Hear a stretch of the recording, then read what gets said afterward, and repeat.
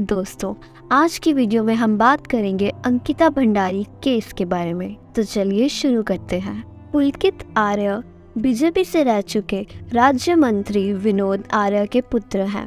पुलकित के बड़े भाई बीजेपी से जुड़े हुए थे, लेकिन 2018 में पुलकित की गिरफ्तारी के बाद विनोद और अंकित को बीजेपी पार्टी से हटा दिया गया।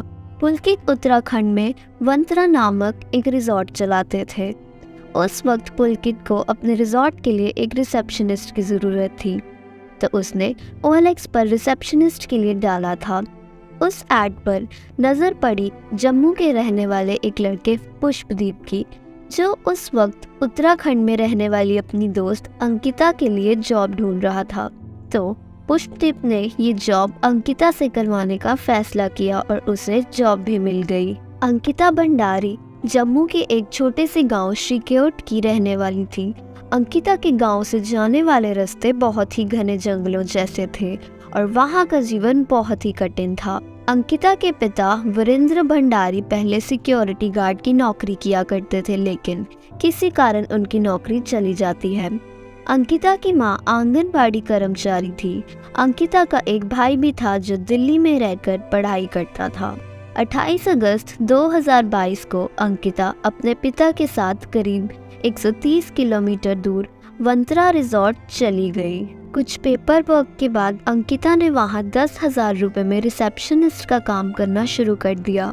रिसेप्शन के साथ वाला कमरा अंकिता को दे दिया गया था, तो पहले कुछ दिनों तक तो अंकिता को ये जॉब काफ़ी अच्छी लगी। रिजॉर्ट का एक मैनेजर भी था जिसका नाम अंकित गुप्ता था। एक दिन पुलकित अंकिता को कहता है कि आज कुछ गेस्ट आने वाले हैं, तो सारे रूम भरे होंगे, तुम मेरे साथ वाले कमरे में एक दिन के लिए शिफ्ट हो जाओ। अंकित अपने बॉस की बात मानकर वहां शिफ्ट हो जाती है, लेकिन वो वाला कमरा पुलकित के कमरे के साथ कनेक्टेड था और पुलकित उसमें बिना रोक कभी भी आ जा सकता था।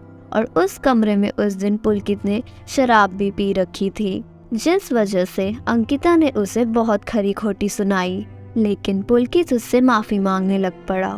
14 और 15 सितंबर को अंकिता का दोस्त पुष्पदीप वहां रुका भी था, लेकिन 16 सितंबर को वो वहां से चला गया था। सितंबर 16 को रिजॉर्ट का मैनेजर अंकित गुप्ता अंकिता से कहता है कि मंडे को हमारे कुछ VIP गेस्ट आने वाले हैं, तो अगर उन्हें एक्स्ट्रा सर्विस मिलेगी तो वो 10,000 रुपये एक्स्ट्रा देंगे।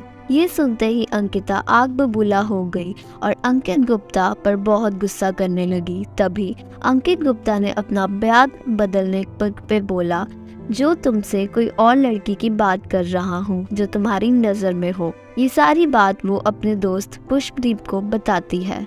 18 सितंबर 4 बजे के आसपास का समय था और उस टाइम पुलकित और अंकिता की किसी बात पर लड़ाई हो गई थी।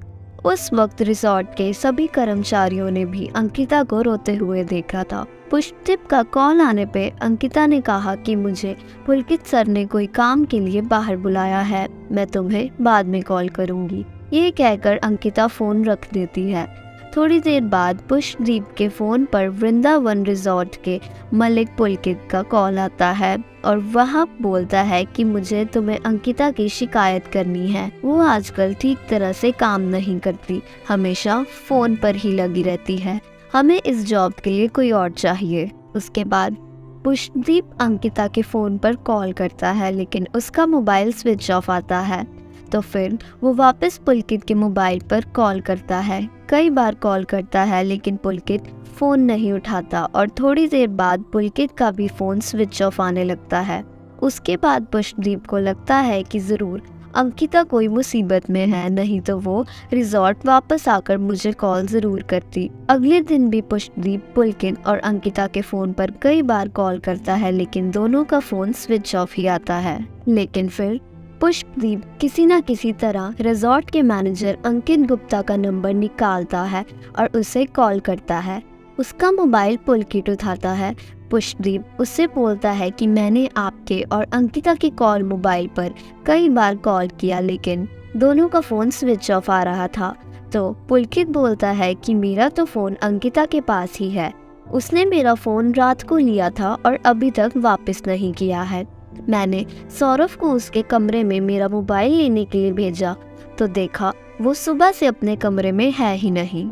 और साथ ही पुलकित ने बताया कि कल हम ऋषिकेश गए थे और उसके बाद रिजॉर्ट आकर हमने अंकिता को खाना भी दिया था उसके कमरे में। फिर पुष्पदीप की बात अंकित गुप्ता और उनके तीसरे स्टाफ से भी होती है और उन तीनों का सेम बयान था कि हम 6:30 बजे ऋषिकेश के लिए निकल गए थे और 9 बजे तक आ गए थे।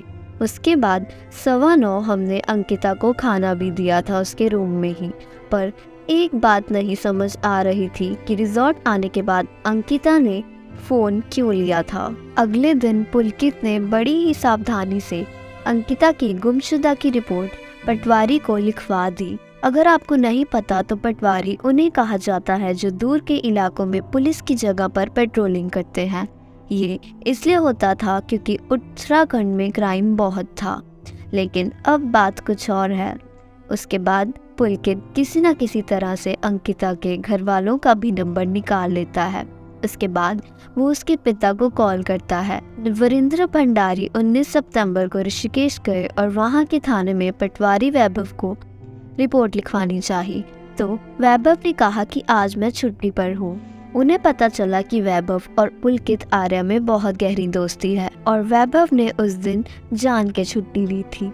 उसके बाद अंकिता के पिता ने ये रिपोर्ट पुलिस स्टेशन में लिखवाई और 21 सितंबर को ये फिर लिखी गई। उसके बाद पुलकित, अंकित और उनके तीसरे साथी को गिरफ्तार कर लिया गया। पूछताछ में तीनों ने बताया कि आपसी विवाद के चलते हमने उसे चीला नहर में धक्का दे दिया था। उसके बाद पुलिस चीला नहर से अंकिता का शव को बरामद करती है। ये खबर उसके घर वालों और पुष्पदीप को भी दी जाती है। उसके बाद लोगों ने पुलकित का बहुत विरोध किया और उसके वंतरा रिजॉर्ट में तोड़फोड़ शुरू कर दी। 25 सितंबर 2022 को अंकिता भंडारी का अंतिम संस्कार कर दिया गया। तो दोस्तों, आपको ये सच्ची कहानी कैसी लगी कमेंट्स में ज़रूर बताएं और वीडियो को लाइक, कमेंट, शेयर करना ना भूलें।